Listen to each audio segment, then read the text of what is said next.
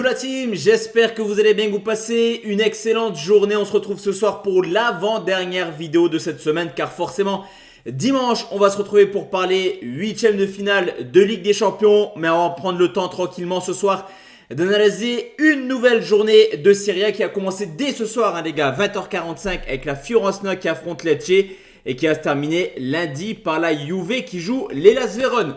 Juste avant ça, si toi aussi tu aimes les paris sportifs et que tu veux enfin te lancer réellement dans les pronostics, une gestion de bankroll et tout ce qui va avec, rejoins dès maintenant mon groupe Telegram. Tu le sais, ici on va donner que des avis sur l'ensemble des matchs. Et sur Telegram, j'enverrai mes tickets perso, là où réellement je vais venir miser. N'hésite pas, le lien est en commentaire épinglé. On est plus de 51 000 membres sur le canal Telegram. Donc let's go, fonce et rejoins-nous dès maintenant.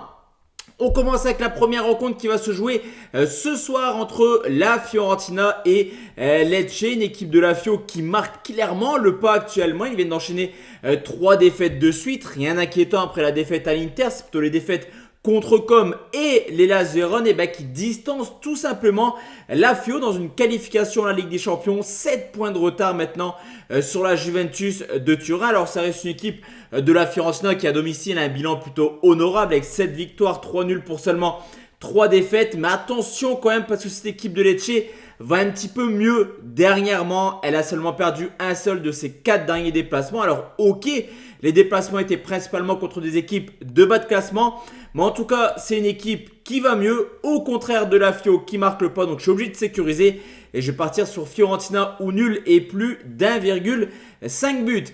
L'Atalanta de Bergame qui joue contre Venezia. Sur ce coup, logiquement, il n'est pas censé avoir match. Une seule victoire sur les 15 dernières rencontres pour Venezia. Au contraire de l'Atalanta qui, après son élimination en Ligue des Champions, s'est plutôt bien repris en championnat en s'imposant 5-0 du côté d'Empoli. Il y a également la possibilité pour l'Atalanta de revenir à hauteur de l'Inter ou du Napoli car les deux équipes vont s'affronter ce week-end. Cependant, ça passe obligatoirement par une victoire à domicile. On le sait, l'Atalanta, c'est la meilleure attaque avec 29 buts marqués.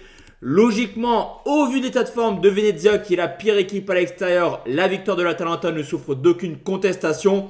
À 1,19, je ne vais pas vous la proposer. On va prendre Atalanta et plus de 2,5 buts. Le Napoli qui joue contre l'Inter de Milan, une équipe de Naples qui marque clairement le pas. Également, 0 victoire sur les 4 dernières rencontres. Pas mal de buts encaissés.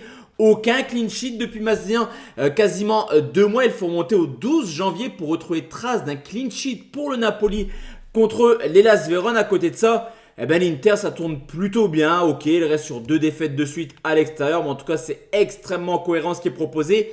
Mais historiquement, on a quand même tendance à avoir pas mal de matchs nuls dans ces Napoli contre l'Inter. Et la configuration au classement me pousse quand même à croire qu'on aura un match assez fermé.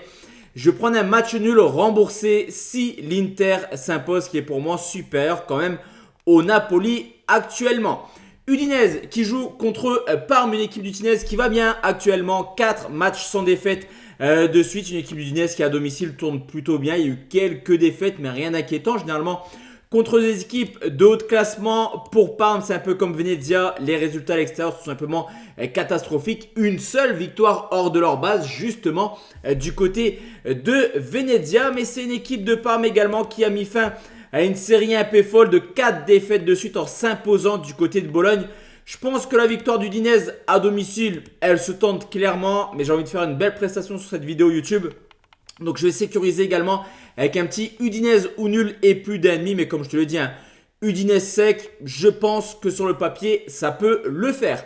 Monza qui joue contre Torino, une équipe de Monza qui vient d'en prendre encore une fois 4 du côté de l'AS Rome. Une équipe de Monza qui, comme Venezia, devrait logiquement descendre en Série B en fin de saison. Pour le Torino, c'est un peu toujours pareil tous les ans. C'est beaucoup trop faible, on va dire, pour aller chercher l'Europe. C'est beaucoup trop fort pour être dans la course au maintien. 11e, 31 points. Tu l'auras compris, 10 points d'avance sur Empoli.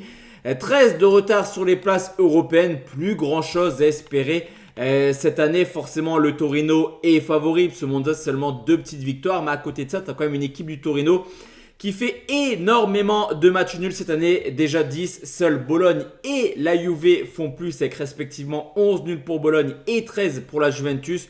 Donc là aussi, je vais sécuriser. Pour moi, le Torino devrait s'imposer. Mais vu le nombre de matchs nuls, on ne peut pas partir sur une victoire sec des visiteurs. Je prends nul ou Torino et moins de 3,5. Je ne pense pas que ça va être sur ce match qu'on va avoir énormément de buts. Bologne qui joue contre Cagliari. Là aussi, pour cette équipe de bas de classement, les résultats à l'extérieur ne sont pas bons du tout cette année. Seulement 2 petites victoires au contraire de Bologne qui performe littéralement à domicile.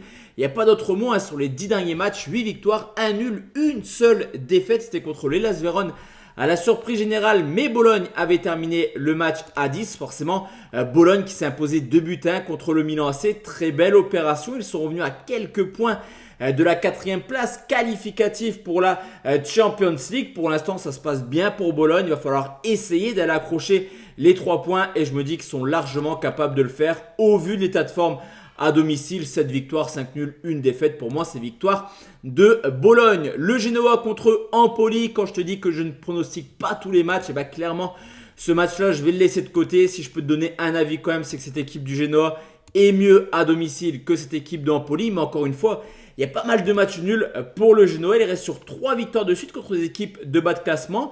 1-0, 2-0, 2-0. Donc on a quand même tendance à avoir très peu de buts sur ce coup. Je vais quand même partir sur Genoa ou nul et plus d'ennemis parce que Empoli à l'extérieur, ça prend énormément de buts. Donc on va peut-être sécuriser avec probablement peut-être le score de 1 but partout comme l'an passé.